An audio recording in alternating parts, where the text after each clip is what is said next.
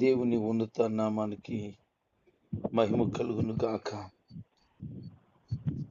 ఈరోజు వాక్య ధ్యానం కొరకు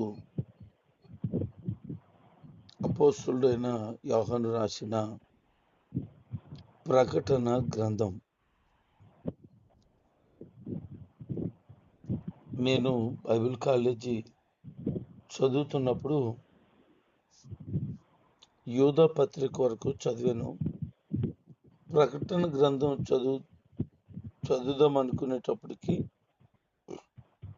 నా ఫ్రెండ్ వచ్చి, ప్రకటన గ్రంథం చదవకూడదు, చదివితే చాలా సమస్యలు వచ్చేదేట, చదవకూడదు అన్నాడు. నేను 2-3 రోజులు చదవలేదు. తర్వాత నాలో నాకు ప్రశ్న వచ్చింది, అసలు ప్రకటన గ్రంథం ఎందుకు చదవకూడదు? అసలు ఏముంటుంది అది? సరే చదువుదాము అని అనుకున్నాను. మళ్ళీ ఆ విషయం ఫ్రెండ్ వచ్చాడు, ప్రకటన గ్రంథం చదవకూడదట, అందులో చాలా శాపాలు ఉంటాయట, జాగ్రత్తగా పాటించేవాళ్ళు అయితే తప్ప అది ఊరుకునే చదువు విడిచిపెడితే అందులో ఉన్న తెగుళ్ళు శాపాలు వస్తాయట అని చెప్పారు. అప్పుడు నేను వాళ్ళతో కొద్దిపాటి గొడవ అయింది. ఏంటి అని అంటే, అసలు బైబిల్లో ఎందుకు ఈ ప్రకటన గ్రంథాన్ని దేవుడు చేయించాడు? జోడి చేయడానికి గల కారణం ఏంటి? అవసరం లేకపోతే దీంట్లో పెట్టడు కదా అని అడిగాను. మాకు తెలీదు, సీనియర్ రాణీలు చెప్పారు, నీకు చెప్పానంతే అన్నాడు. ప్రతిదీ చదవాలి, తెలుసుకోవాలి. నేను చదువుతాను, శాపం వస్తే రాని, నువ్వు బతుకుతావులే, బాగుంటావులే అన్నాను. చదవడం ప్రారంభించాను. నాకు పెద్దగా ఏమీ అర్థం అవ్వలేదు. ఏవేవో సంభవించబోతున్నాయని ఉంది. ఓకే, అందుకే చదవద్దు అన్నారు, అర్థం కాని దాన్ని చదివాను అనుకున్నాను. అలాగున్న తర్వాత ఈ ప్రకటన గ్రంథమే చదివేవాడిని. అప్పుడు అర్థమైంది ఇందులో ఉన్న విశిష్టత, ఇందులో ఉన్న దేవుని యొక్క ఉనికి. ఎందుకు ఇది కొంతమంది చదవద్దు అన్నారు? ఇది శాపగ్రస్తమైనదని ప్రజలు భావించారు. ఇది ఎంతో దీవెనకరమైనది. ఈ ప్రకటన గ్రంథమే మనం చదువుకోకపోతే, ధ్యానం చేయకపోతే అసలు మన క్రైస్తవ జీవితానికి ఏమి విలువే లేదు. ఈ ప్రకటన గ్రంథాన్ని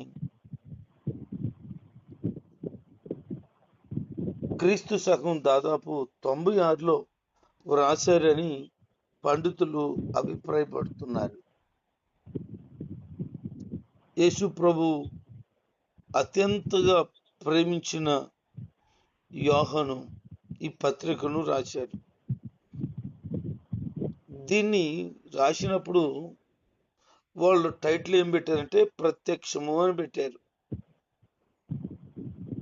కానీ అది రాబోయే దినాల్లో తర్జుమా చేయాల్సిన పరిస్థితి వచ్చినప్పుడు పండితులు ఏం చేశారంటే దీన్ని ప్రకటన అని రాసి ముద్రించారు. వాస్తవానికి ఇది ప్రకటన కాదు, జరగబోయే సంగతులను, కొన్ని జరిగిపోయిన సంగతులను తెలియచేస్తున్న అద్భుతమైన పుస్తకం. ఈ యోహాను ఏదైతే దేవాతి దేవుడు బయలుపరిచాడో ఆ విషయాలే రాశాడు. రెండోది, ఈ గ్రంథంలో మహిమను కనిపిస్తాడు. ఆయన భూరాజులను పరిపాలించేవాడని ఉంది.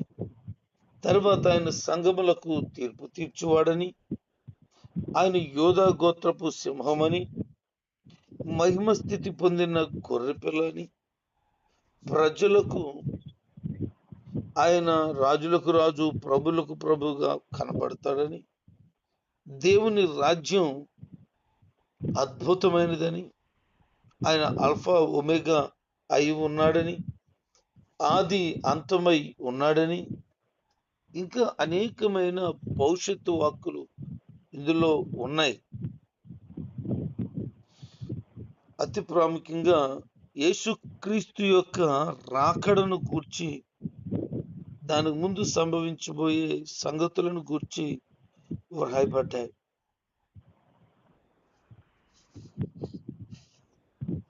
ఈ యుగ సమాప్తిలో కలిగే దుర్మార్గము అధికంగా పెరిగిపోతుందని, క్రీస్తు విరోధి అయిన లోకమంతటి మీద ప్రభుత్వం చేసే లూసిఫర్ క్రూరంగా ప్రవర్తిస్తాడని, దేవుడు వాడిని శిక్షిస్తాడు, వాడిని అనుసరించిన వాడిని కూడా శిక్షిస్తాడని,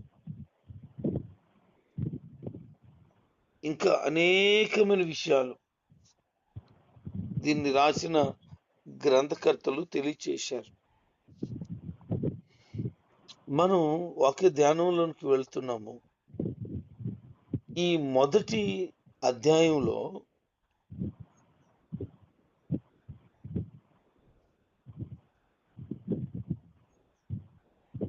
దేవుని యొక్క ప్రత్యక్షత పొందుతూ దేవుని యొక్క దూతను పంపగా, ఆ పంపించిన తర్వాత యోహానుకు సూచనలతో ఇదంతా కూడా తెలియజేశాడని, దేవుని వాక్కును గురించి అతను అద్భుతమైనటువంటి సాక్ష్యాన్ని ప్రకటించాడని మనం అర్థం చేసుకోగలుగుతాం.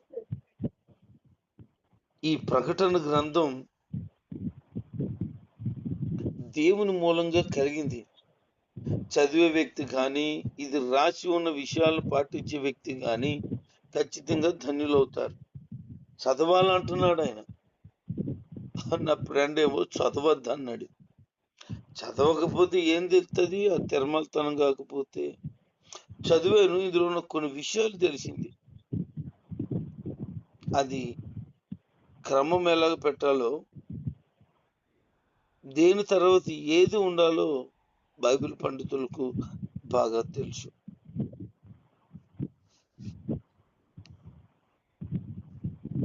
ఆయన ఆసియా రాష్ట్రంలో ఉన్న 7 సంఘాలకు యోహాను చేతి మాటలు రాయమని చెప్పాడు.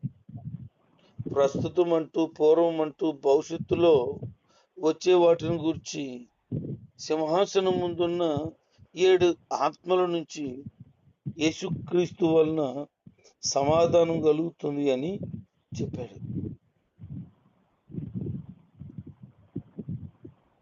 యేసు ప్రభు గురించి సాక్ష్యం ఇవ్వటానికి ఆయనకి దగ్గరగా ఉన్న వ్యక్తులు మాత్రమే ఇవ్వగలుగుతారు.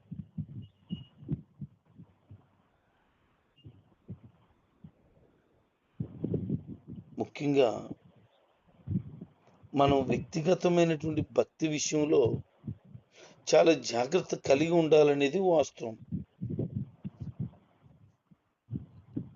దేవుని చేత ప్రేమించబడి, ఆయన యొక్క రక్తం వలన కడిగబడి, మన పాపాల నుంచి బయటపడి ఉన్న మన జీవితాలను యేసుక్రీస్తు ప్రభు వారు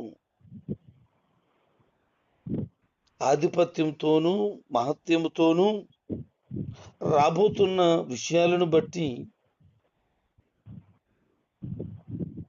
మనలను ఆయన ఏం చేశాడు అని అంటే, రాజులు గాను యాజకులు గాను చేశాడట.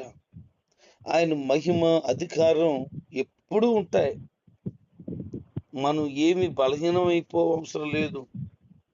మనల్ని బలపరిచేవాడే ఆయన. ఆయన ఎలాగొస్తాడనంటే మేఘములతో వస్తాడు, మేఘముల మీద వస్తాడు. ఆ సమయంలో ఆయన పొడిచిన వారు కూడా చూస్తారట. ఆయన భూజనులందరినీ ఆయన చూసినప్పుడు వారి గుండెలు బరువైపోతాయి. దేవునికి దూరంగా ఉన్నవారు బహుగా కనబడతారు ఆ రోజుల్లో. ఇంకా అంటాడు, నేను ఆల్ఫా ఒమేగా అయినాను. ఇప్పుడు మాత్రమే కాదు, ఇప్పుడు రాబోయే భవిష్యత్ కాలంలో కూడా నేను అమితమైన శక్తి కలిగిన వాడిని.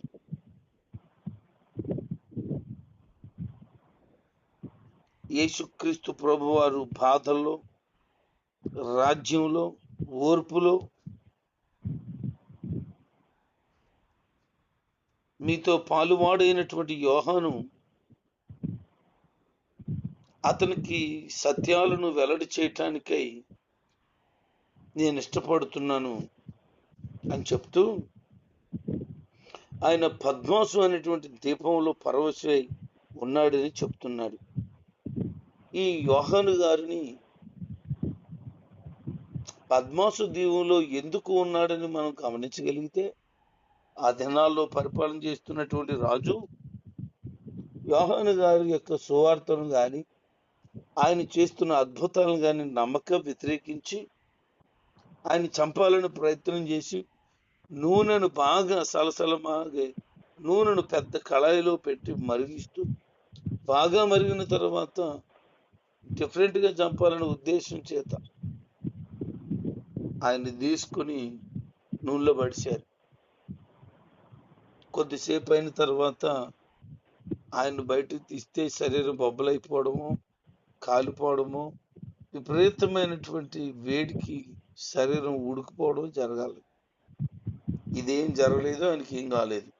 వెంటనే బయటికి తీసుకొచ్చి ఈ నూనెలో పాడిస్తే ఖచ్చితంగా చర్మం ఊడిపోయి చావాలి.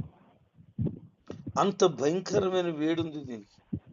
కానీ ఈ వ్యక్తి చావలేదు, ఇతను సామాన్యుడు కాదు అని ఆలోచన చేసి, ఈ నెలగన్నా చంపలేకపోతున్నాం కనుక ఎక్కడికైనా దూరంగా పడేస్తే బాగుంటుందని కుట్ర పన్ని దాదాపు 4 రోజుల పైన ప్రయాణం చేసి పద్మాసు అనేటువంటి ద్వీపానికి తీసుకెళ్ళి అక్కడ వదిలేసి వచ్చేశారు. అక్కడ దేవుడు అతను వదలలేదు. దేవుని యొక్క ప్రత్యక్షత అతనికి దొరికింది. అతను యేసు ప్రభు యొక్క అమూల్యమైన విషయాలు వింటున్నాడు. అవన్నిటినీ రాయమని దేవుని దూత చెబుతుంది. అదేంటి అంటే ఆయన అంటున్న మాట, నేను ఆల్ఫా ఒమేగా మొదటి వాడును చివరి వాడును అయి ఉన్నాను. నేను ఏదైతే మీతో చెప్తానో, ఏదైతే చూపిస్తానో ఆ విషయాలన్నీ కూడా ఇందులో రాయాలని చెప్పారు. 7 సంఘాల గురించి చెప్తూ ఎఫెసు, స్మరణ, పెర్గము, తుయతైర, సార్దిస్, ఫిలదెల్ఫియా, లవోదికియా వీళ్ళతో నేను కొన్ని విషయాలు చెప్తాను, జాగ్రత్తగా రాసి పెట్టుకున్నాడు. ఆయన మాట్లాడుతూ ఉంటే అతనికి అనిపిస్తుంది, ఈ స్వరం ఏంటి ఇంత అద్భుతంగా ఉంది. చూడ్డానికి ఆయన వైపు ఆ స్వరం వచ్చేటువంటి వాని వైపు చూడటానికి ప్రయత్నం చేశాడు. ప్రయత్నం చేస్తే యేసుక్రీస్తు వారు ఎలా కనపడ్డారంటే,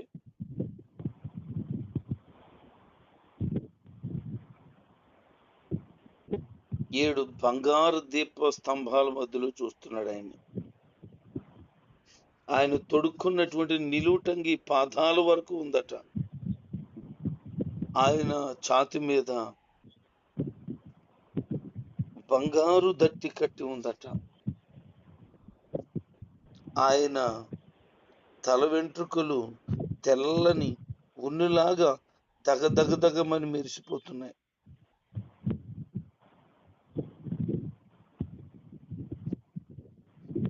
ఆయన చూడటానికి ఒక ఆశ్చర్యకరమైన సౌందర్యాన్ని కలిగి ఉన్నాడు. ఆయన పాదములు అపరంజిని పోలి ఉన్నాయి. ఆయన మెరుస్తున్న ఒక కంచులా కనపడుతున్నాడు. ఆయన స్వరం విస్తారమైనటువంటి జల ప్రవాహములు ఒకసారిగా ఎగసపడితే ఆ శబ్దం ఎలా ఉంటుందో ఆయన కంఠస్వరం అంత అమూల్యంగా కనపడుతుంది. ఆయనే అనేక ప్రవాహాలకు ధ్వనిగా ఉన్నాడు. ఆయన కుడి చేతిలో 7 నక్షత్రాలు ఉన్నాయి.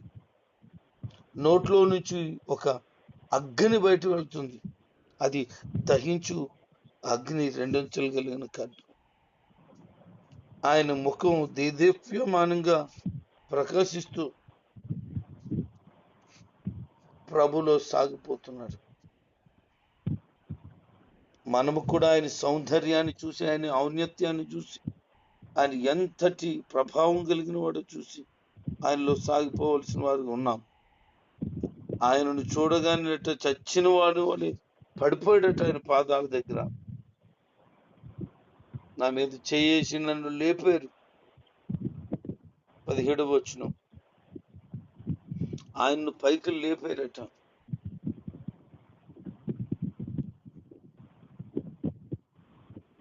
దేవుడు ఆయన పాదాల దగ్గర పడి ఉన్న యోహానును లేపి, నేను సజీవుణ్ణి, యుగ యుగములు కూడా జీవించేవాడు. మరణం, పాతాళం యొక్క తాళపు చెవులు నా దగ్గర ఉన్నాయి. నేను ఎలాంటి వాడిని అనంటే,